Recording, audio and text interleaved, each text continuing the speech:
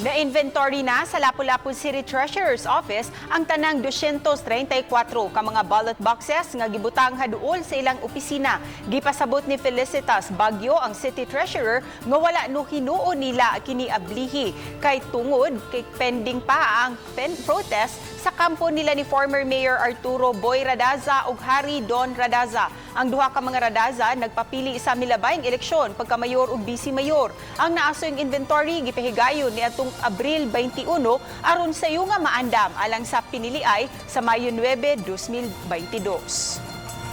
So, wala tayo available nga ballot boxes kay dili man nato pwede i-open tungod sa pending case. Okay, so wala. So, unsa may mong tabuan, ma'am?